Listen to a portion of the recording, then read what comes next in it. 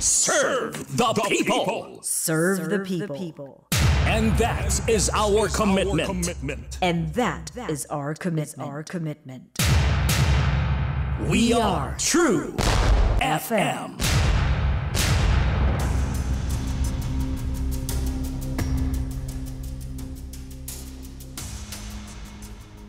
Kamakailan lamang, nag-inspeksyon ako sa naging epekto ng habagat ng bagyong Krising, Dante at Emong.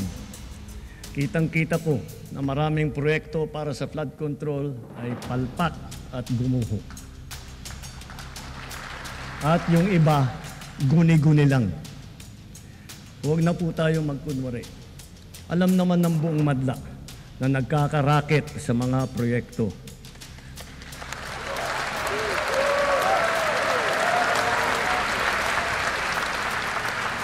Mga kickback, mga initiative, errata, SOP, for the boys.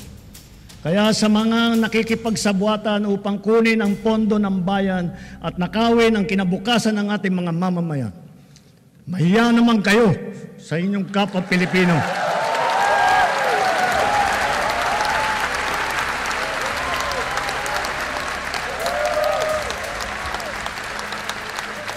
Mahiya naman kayo sa mga kabahayan nating naanod o nalubog sa mga pagbaha. Isang taon na po nakakaraan nang tumama ang bagyong Karina sa gitnang Luzon na sinabayan pa ng habagat. Kaya nalubog ang maraming lalawigan at maging ang Metro Manila. Dahil dito, nagngit-ngit ang ilang senador at nagpatawag ng investigasyon. Napanood natin ang drama ng ilang senador. Sinabon ang sekretary ng DPWH at ilang pang-opisyal ng gobyerno. Bakit nga naman daw patuloy tayong binabaha habang palaki ng palaki ang perang inilalaan para sa flood control? Nitong mga nagdaang araw, nang dahil pa rin po sa habagat at sunod-sunod na bagyo, ang mga imahe na ating pong nakita at napanood ay para bagang replay lamang sa mga nagdaan. Maging ang katwiran at paghuhugas kamay ng mga taong gobyerno ay tila parehong script na rin sa mga nagdaan. Napakaluma nga naman daw kasi ng drainage system sa Metro Manila. Wika po ng DPWH. Sabi naman ni MMDA, ang basurang walang habas na itinatapon sa kung saan-saan ang dahilan sa pagbabara ng drainage system. Kumbaga pareho lang po na mga dialogue. Taon-taon tayong binabaha at sa tuwing tayo po'y nalulubog, tsaka lamang tayo nagtatanong, saan nga ba napupunta ang pera ng bayan para sa flood control projects? Nasaan na naman ang mga master plan? Huwag na po tayong mamangha sapagkat siguradong magpapatawag na naman ang mga mambabatas, lalo na ang mga kagalang-galang nating senador, ng isang investigasyon tungkol sa ating nararanasang pagbabaha. At huwag din po tayong magtataka kung parehong drama na naman ang ating mapapanood. Master Plan. Taong 2012 nang aprubahan po ng National Economic and Development Authority o NEDA ang Metro Manila Flood Management Master Plan. Ang master plan na ito ay bunga ng pinsalang iniwan ni Ondoy at Pepeng noong taong 2009. At para sa Central Luzon, may nabuo ng Climate Responsive Integrated Master Plan for Pampanga River Basin 2016 to 2030. Maging ang Laguna de Bay ay mayroong Laguna de Bay Basin Master Plan 2016 and beyond.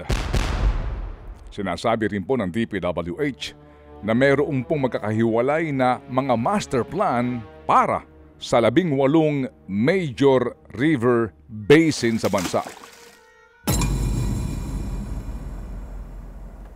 Funding, pondo, pera. Sinasabi po ni Senador Pampilo Lacson na sa loob ng 15 taon, ang DPWH ay gumasta na ng humigit kumulang 2 trilyong piso para sa flood management. Nakatumbas ika niya ng 350 million pesos araw-araw na paggasta para ayusin ang problema sa pagbabaha. Datapwat, ang problema po sa baha ay totoo namang minana lamang ng kasalukuyang Marcos administration.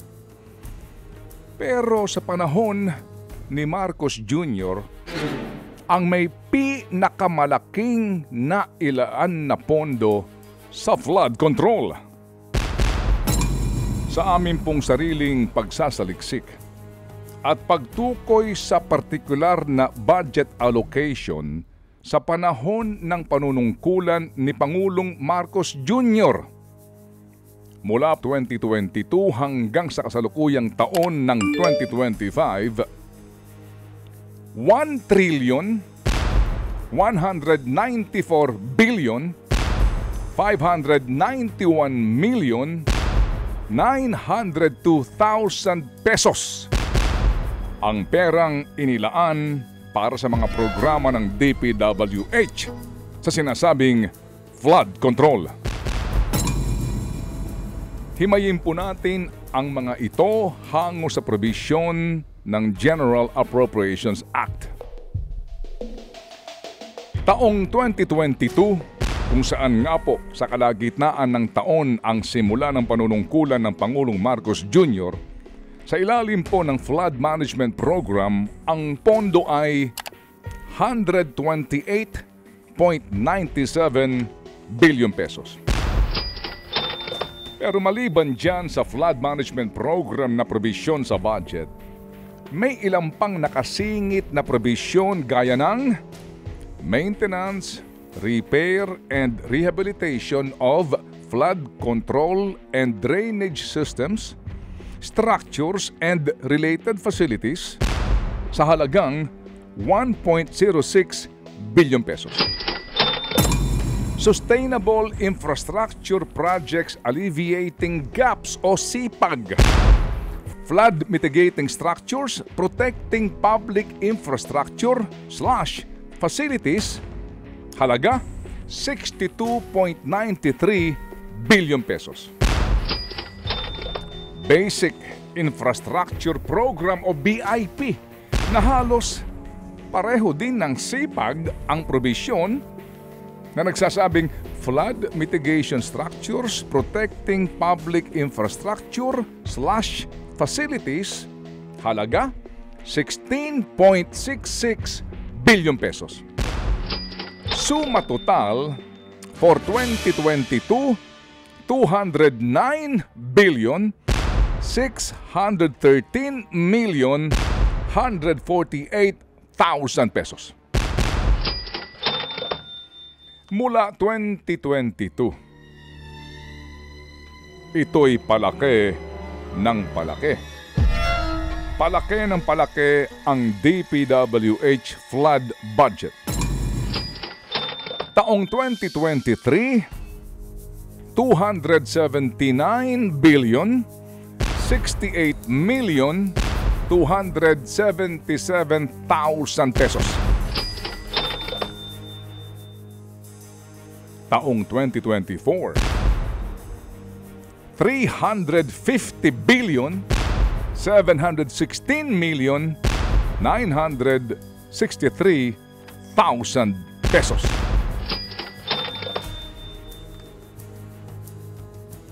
Taong 2025, ngayong taon, 355 billion 193 million 514,000 pesos.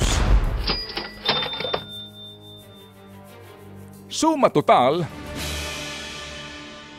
1,194,591,902,000 pesos sa loob lamang ito ng 4 na taon. At sa budget na iyan, 107,202,610,000 pesos ang napunta sa DPWH Metro Manila. Himayin po natin ang budget na ito na inilaan para sa National Capital Region. 2022 para sa flood management program kung saan kasama raw ang construction/maintenance of flood mitigation structures and drainage systems, pati na ang construction/rehabilitation of flood mitigation facilities within major river basins and principal rivers, 19.37 billion pesos. 2023, sa ilalim pa rin po ng flood management program, ito ay 17.33 billion pesos. 2024, 23.11 billion pesos. 2025, 26.84 billion pesos. Pero sandali lang ha. Maliban dyan, mayroon pang ibang mga nakasingit sa DPWH NCR flood budget. Ang mga ito ay maintenance, repair and rehabilitation of flood control and drainage systems, structures and related facilities. Sustainable Infrastructure Projects Alleviating Gaps o SIPAG, flood mitigation structures protecting public infrastructure/facilities. Basic Infrastructure Program BIP na halos pareho din lang naman ng SIPAG ang nakalagay. Flood Mitigation Structure Protecting Public Infrastructure/Facilities. Kapag po pinagsama-sama natin lahat ang mga umano'y proyektong ito at ang perang nakalaan para sa Flood Management Program sa taong 2022, 23.61 billion pesos. 2023, 22.40 billion pesos. 2024, 27.34 billion pesos. Ngayong taon, 2025, 33.85 billion pesos.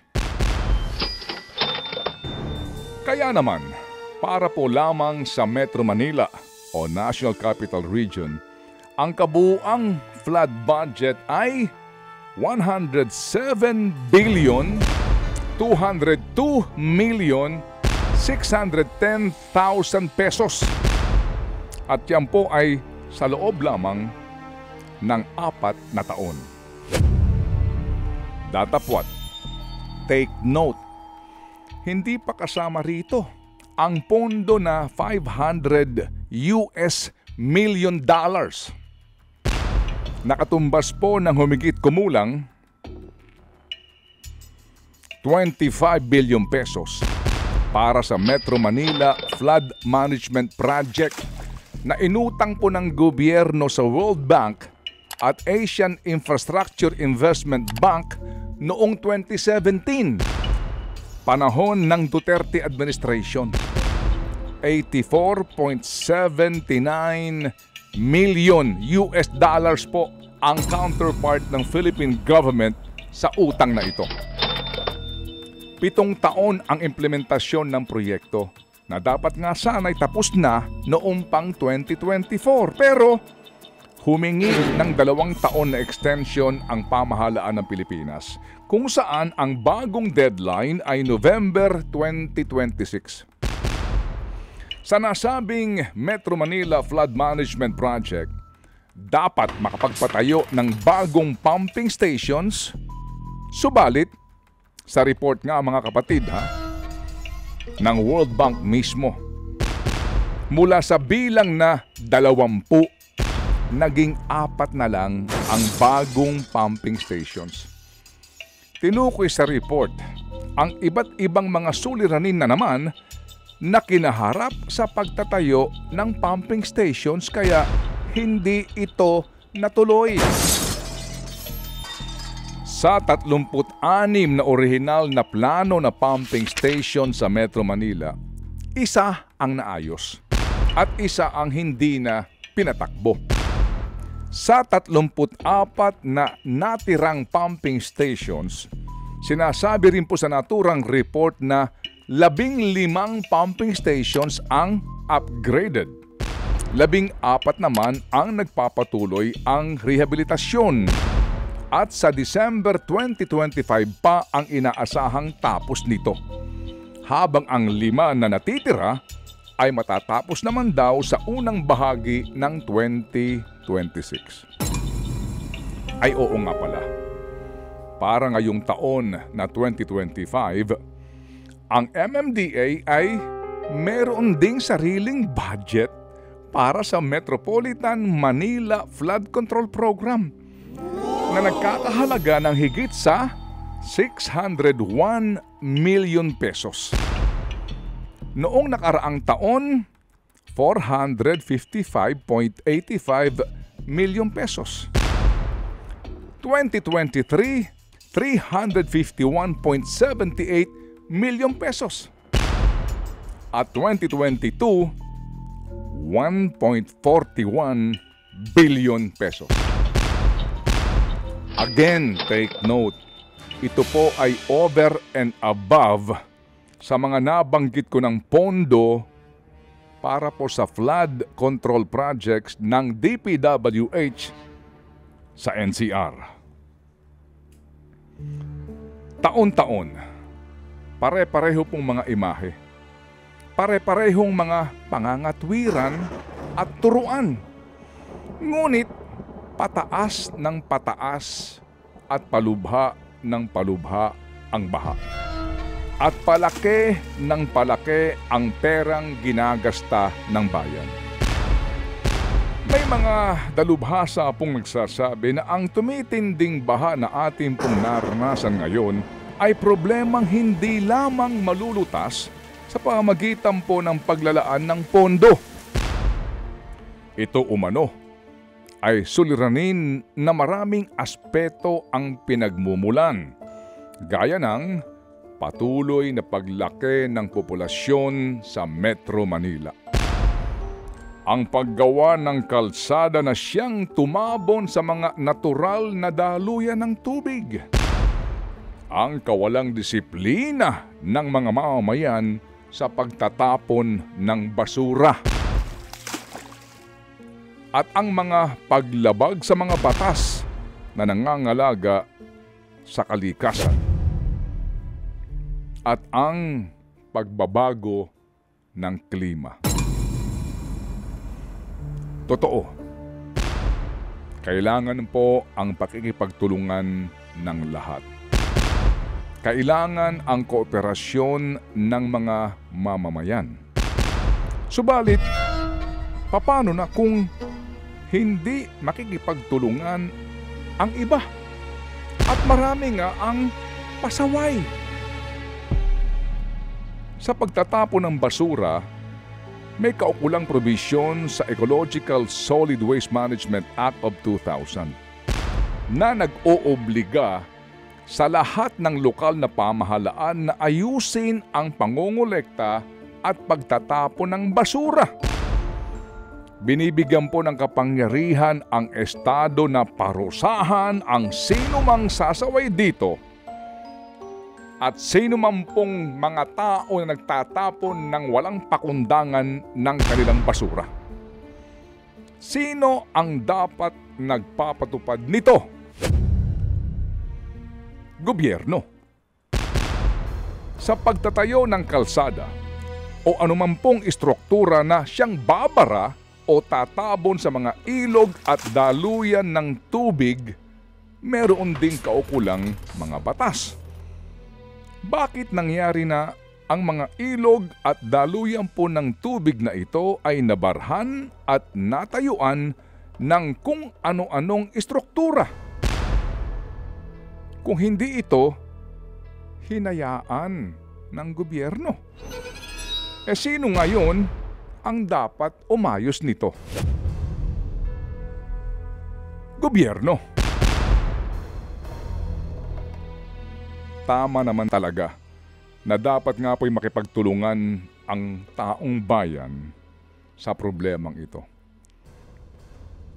Pero dapat may gobyernong mangunguna.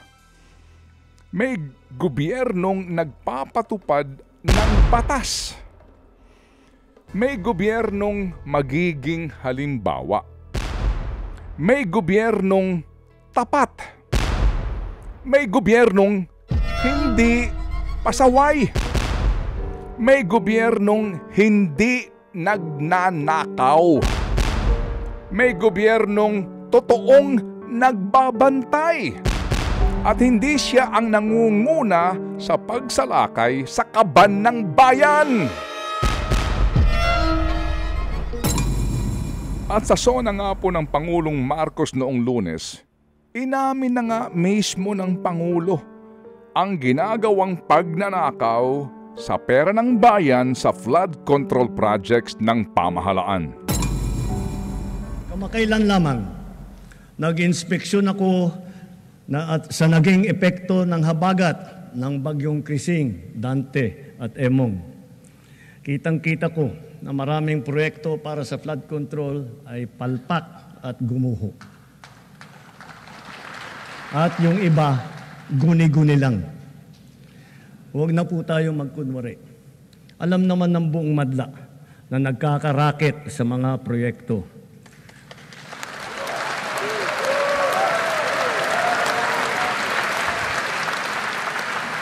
Mga kickback, mga initiative, errata, SOP, for the boys. Kaya sa mga nakikipagsabwatan upang kunin ang pondo ng bayan at nakawin ang kinabukasan ng ating mga mamamayan, mahiya naman kayo sa inyong kapwa Pilipino.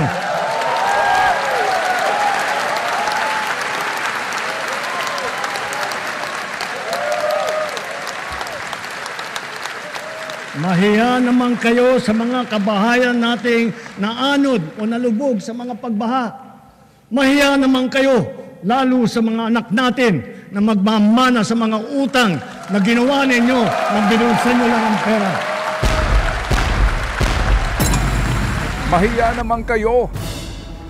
Sino ba ang pinatatamaan dito ng Pangulo? Sino ba ang may kickback? Sino ba ang nanghihingi ng SOP sa government projects? Sa lakas ng palakpak ng mga mambabatas habang sinasambit ng Pangulo ang mga salitang kickback, initiative, SOP, for the boys, may reaksyon si Baguio City Mayor at co-convenor ng Mayors for Good Governance, Benjamin Magalong. Very glaring ho yung palakpakan, sigawan, howling ng mga mambabatas. At nalungkot po ako dahil parang height of mockery and callousness. Because at the end ho, sila naman ho yung involved dyan eh. Sila naman ho yung mga pasimuno dyan sa mga kalokohan na yan. Pero tignan nyo ho, parang inosente pa sila. Callousness, manhid. Sino ho ba ang namimili ng kanilang mga district engineer? Sino ho ba namimili ng regional director? At bakit ang kung Ang konglihista, mga lawmakers ang namimili, hindi yung secretary ng DPWH. Ibig sabihin, may conspiracy, may complicity. At saan ho nagkakaroon ng conspiracy? Yan po yan sa mga kickbacks na yan. Sa mga hatian, sa mga porsyento. Sa pagpili ng mga contractor, favored contractor, na karamihan din, politiko din ang mga contractor. Kinuha na nila lahat. Ang tinig ni Mayor Benji Magalong sa aming panayam kahapon. Samantala, sa dulong bahagi po ng sona ng Pangulo, sinabi niyang hindi na raw po dapat magpatuloy ang kalakaran na ito. Para hindi na maulit, so that this will not happen again. First, the DPWH will immediately submit to me a list of all flood control projects from every region that were started or completed in the last 3 years. Second, the Regional Project Monitoring Committee shall examine that list of projects and give a report on those that have been failures, those that were not finished, and those that are alleged to be ghost projects.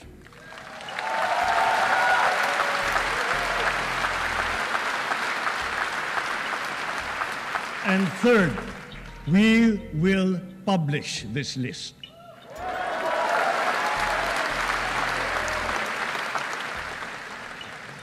Isa sa publiko natin ang listahang ito.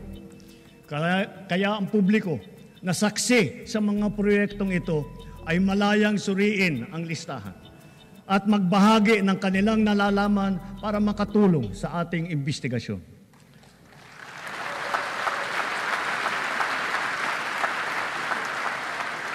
At the same time, there will be an audit and performance review regarding these projects to check and make sure and to know how your money was spent.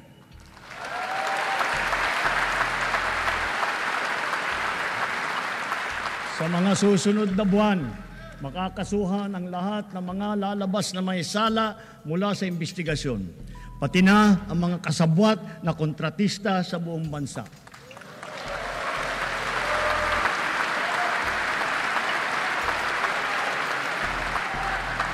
Kailangan malaman ng taong bayan ang buong katotohanan. Kailangang may managot sa naging matinding pinsala at katiwalian. Isa sa publiko daw ng Pangulo ang listahan ng palpak na flood control projects. Pati na mga ghost projects.